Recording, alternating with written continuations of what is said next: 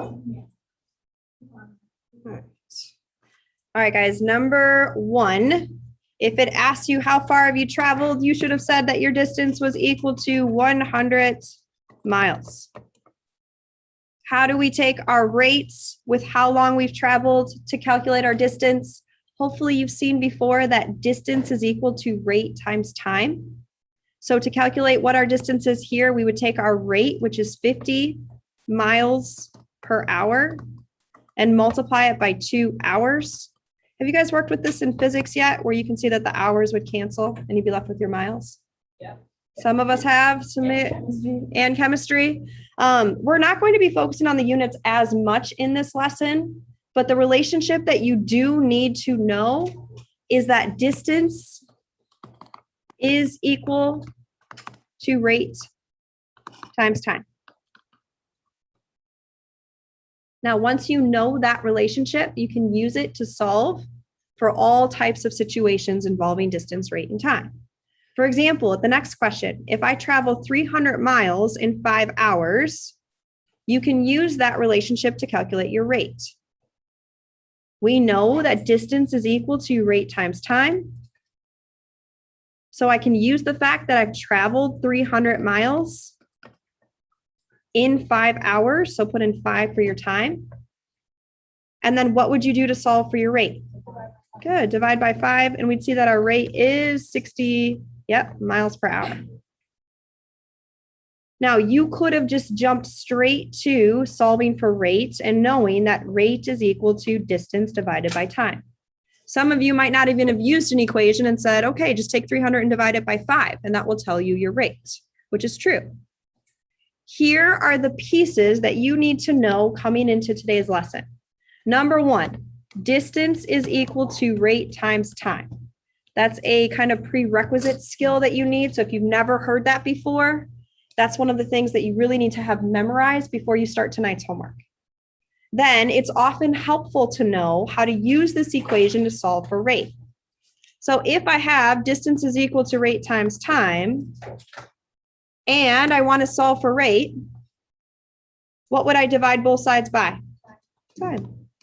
So I would say rate is equal to distance divided by time. That's another really helpful equation to know. If you don't know it, you can just use what you know about distance, rate, and time. And in a similar fashion, if I know distance is equal to rate times time, if I'm given the distance and the rate, how could I solve for t? Yeah, divided by rate. So the rates cancel and I would have time is equal to distance divided by rate. Okay, hopefully you know how to work with this equation involving one person like we did in the last 2 examples. Often in Algebra 2, we have 2 people that are involved in a word problem, and we're looking at their distance, rate, and time described to solve for a missing value. When you have 2 people, we use here in Algebra 2 a chart system to help us organize the information and solve the question at hand. Here's what's involved in the chart. What we're going to do is we're going to read through the problem and then work through these steps 1 step at a time. And hopefully after doing 3 word problems today, you'll feel more comfortable before jumping into tonight. So here we are, number 1. Jack and Jill are traveling to a business conference. Jill travels 110 miles in the same time that Jack travels 140 miles. Jack travels 15 miles per hour faster than Jill. Find the average rate of each person. Okay, here's the first thing I would ask you to do. If you see that you have distance, rate, and times in a word problem, first you'll set up a chart that looks like this. Here's how you would do it on your own. You would use the fact that you know that distance is equal to rate times time. And then we're going to be organizing our data. So you would make a column for distance, a column for rate, and a column for time. Now, in almost all of these word problems given, there are 2 people that we're organizing the information for. In number 1, the 2 people are Jack and Jill. So I'm going to organize Jack's information in 1 row. So I'll just go ahead and say that this is Jack's row. And I'm going to organize Jill's information in 1 row. So this is Jill's row. This is all part of step 1. It says set up a chart. That's our chart. And we're going to fill in our variable column. That's what are you trying to solve for? This almost always comes from the end of the problem. So let's just jump straight to the end. It says find the average rate of each person. We know that we can use variables to help us solve for unknowns. So let's let X represent, it can only represent one person. Let's call it the rate of Jill. The rate of Jill.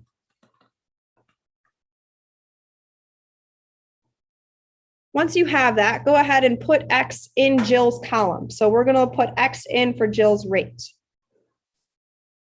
Now, in part of step 1, it says fill in the whole column. So I have to now see what is referenced about Jack's rate. So now I got to read through the problem again. There's a lot of words. It says Jack travels 15 miles per hour faster than Jill. So how do I represent that in terms of X? So X plus 15. Good, X plus 15. If you're ever unsure, put in a pretend value. Like if I put in 30 for Jill, if Jack is going 15 miles per hour faster, he would be going 45. 30 plus 15. Okay, step 1 is done. Step 2 is to fill in another column involving known values from the problem. Here's the key. In all of these problems, they have to either give you the distance for Jack and Jill in terms of numbers or the time for Jack and Jill. So go back to the problem. Let's see, what did they give us? Distance. What does it say about the distance? 110 miles for Jill. Jill is 110 miles, good. And Jack is how much? 140, awesome. So that's step 2. Fill in known values from the problem. Step 3 is to set up the last column using the variable and the known value. I'll be honest, step 3 is my favorite because I don't have to go back to the problem. I just have to use what I know about the equation. Distance equals rate times time. So time is going to equal distance divided by rate. So I can find Jack's time. It's going to be in terms of X. But I can find Jack's time by taking his distance, which is 140, and dividing it by his rate, X plus 15. So I'm going to go ahead and say that that's 140 over X plus 15. Now I have to fill in this whole column. So I'm going to do the same thing with Jill. Jill's time is going to be her miles, 110, divided by her rate, X miles per hour. So, time is equal to, distance divided by rate. So I'm going to take 110 and divide it by X. 110 divided by X. Okay, after you have that third column, so this is step 3, fill in the last column. Step 4 is to set up an equation. Remember from Tuesday, an equation has to have 2 equal values using the last column filled in. So now I have to go back to the problem and see what does it say about Jack's time and Jill's time traveled. We'll get there. We will get there. Sometimes they're not. Sometimes you have to like add 5 minutes to someone. Well, it does say the same in the same time. Okay, so Caroline is noticing something really important here. It says in the same time. But for right now, let's make sure that if we come back to this problem, we know what we did. So we're at step 4, which is to set up an equation using Jack and Jill's time described.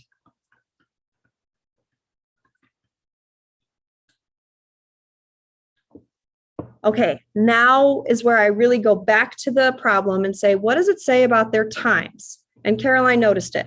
It says Jill travels 110 miles in the same time that Jack traveled. So if they're going in the same time, how does their time compare? They're equal. So I would say Jack's time traveled equals Jill's time traveled. If you want to, you could write that. I always write a lot in the beginning so I can come back and understand what we did. Jack's time traveled equals Jill's time.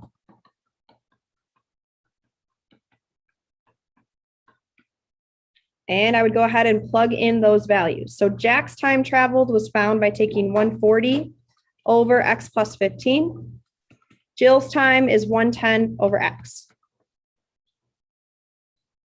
Now, if you were using last night's method to solve, you'd multiply both sides by x times x plus 15, because that's the least common denominator.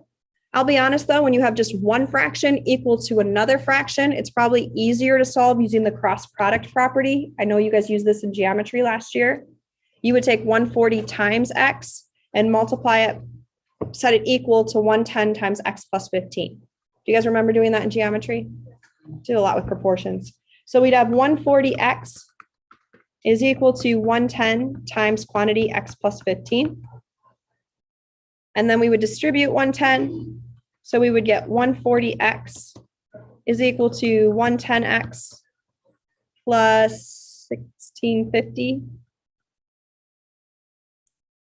And then we have to solve this. So we'll combine like terms, subtract 110x from both sides, giving us 30x is equal to 1650. Divide both sides by 30. And we'll get x is equal to 55. Now I do want to make sure I go back and solve the problem or answer the problem. It says find the average rate of each person. So what is Jill's rate? Good. And what's the rate that's referenced here? Is it kilometers per hour? Is it miles per hour? Good, miles per hour. Awesome. Which means, how am I going to find Jack's rate? Yeah, just add 15 to it. So 55 plus 15 tells me that Jack's rate is 70 miles per hour. All right, let's try another one. Number 2, a diesel train made a trip to the repair yards and back. The trip there took 15 hours and the trip back took 18 hours. What was the diesel train's average speed on the trip there if it averaged 35 kilometers per hour on the return trip? First thing I do is wait. I've been reading about distances, rates, and time. So I'm going to set up my chart. Distance is equal to rate times time. And I know that I'm going to be working with the distance of two values, the rates of two values, and the times of two values. So I make columns for those, draw my line at the top, and I'm comparing two things. So I'm going to create two rows to organize my data. Now I'm going to go back and say, well, what should go along the side? What am I comparing? It says a diesel train made a trip to the yards and back. So I want to make sure that I represent the train is going to somewhere. I'll say to the yard. And back from the yard, or you could just say back.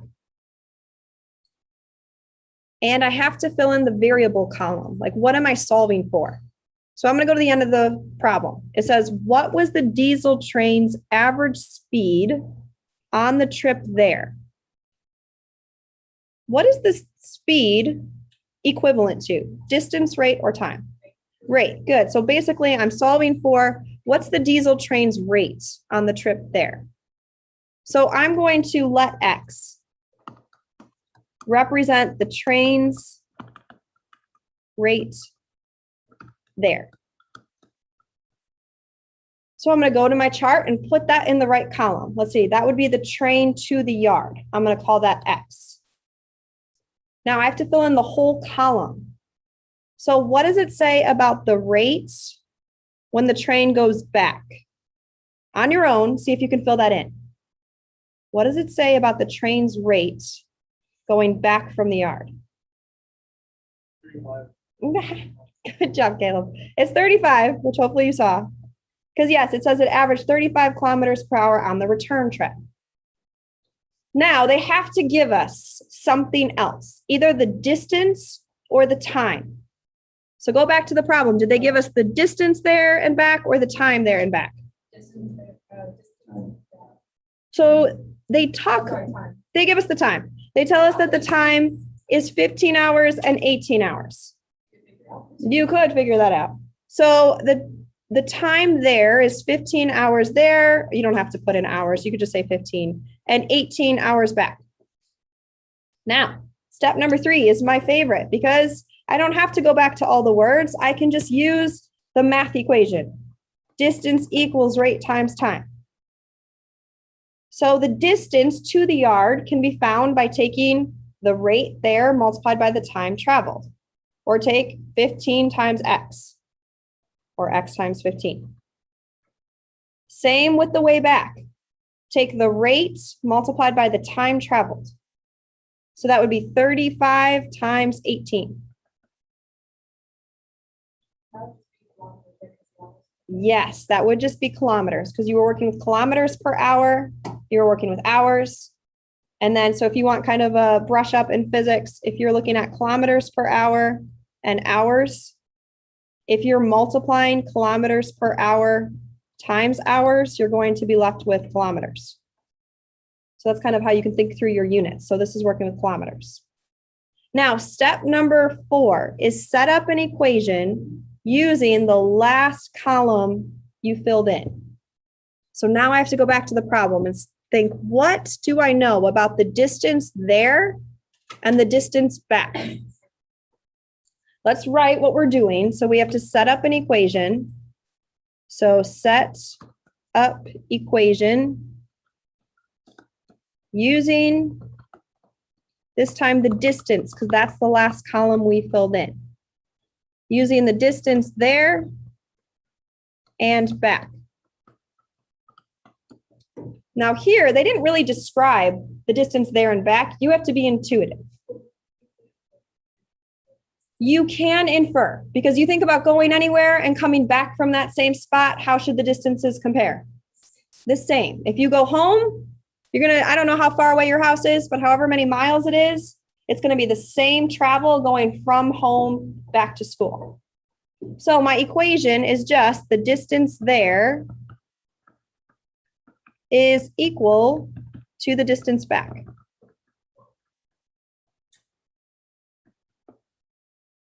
And now I'm going to use my values. So my distance there is 15x. My distance back is 35 times 18. So 15x is equal to, thank you, divide by 15. And yes, I get 42, but I want to make sure to fully answer the question. So what would I say for the train's rate there? Nice, 42 kilometers per hour. Good, because it's rate. All right, number 3, set up as much as you can on your own, and then we'll talk through it.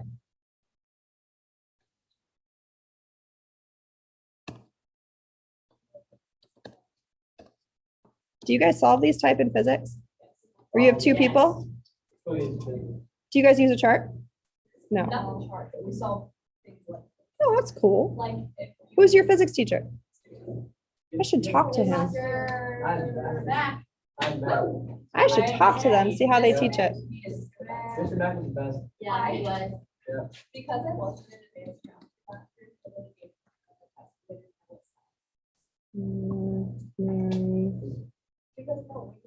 Shh, guys, try the problem. Try the problem.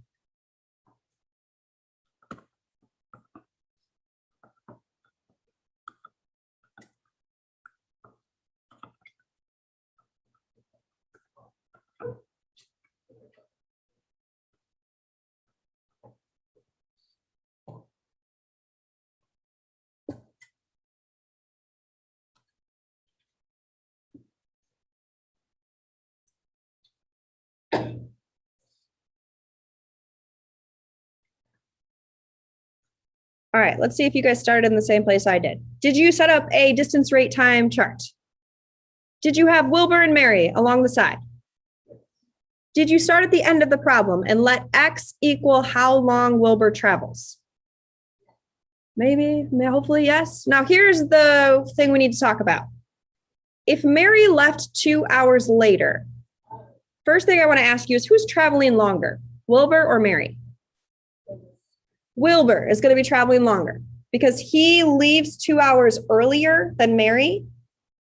So whatever time Wilbur travels, since Mary left later, she's going to be traveling 2 less hours. Now, the other way you could have looked at that is if you represent Mary's time traveled X, Then Wilbur's would be X plus 2 because Wilbur's traveling longer. He's traveling for more hours. Now, if you didn't quite get that, maybe check your rate. Did you show that Wilbur's slower? He's going 33 kilometers per hour and Mary's faster, going 55 kilometers per hour. Now, once we have that, we can set up distance. Distance is equal to rate times time. So this would be 33 times X, and this would be 55 times quantity, yep, X minus 2. Wait, is it X? Wait, why would it be X minus 2? Why would it be X plus 2? So the reason it's X minus 2 is because Wilbur left earlier, so he's going to be traveling for more time. Mary gets to leave later because she's traveling faster. So we're gonna be like, So let's say that Wilbur travels like 6 hours. How long would Mary travel if she left 2 hours later? Wilbur goes 6 hours. And Mary she would go it should be the same distance, but it's like, same distance. Okay, that's important. It's the same distance, but it's not the same amount of time because she gets to chill for 2 hours while he's traveling. So however long he's traveling, she can take away 2 hours from that time. It's because she left 2 hours later. Something that we just kind of need to like put in pretend values and think, how does that work? But really, she's going to be traveling less hours. what if you gave Wilbur X minus 2? It's like 2 hours before. The other way you could do this is you could say Mary travels X and then Wilbur would be X plus 2. That's the other way you could look at it, which might be the way that you're thinking. If I'm using this though, then the distances are equal. Wilbur's distance traveled is going to equal Mary's distance because they're catching up to each other and they're leaving from the same spot.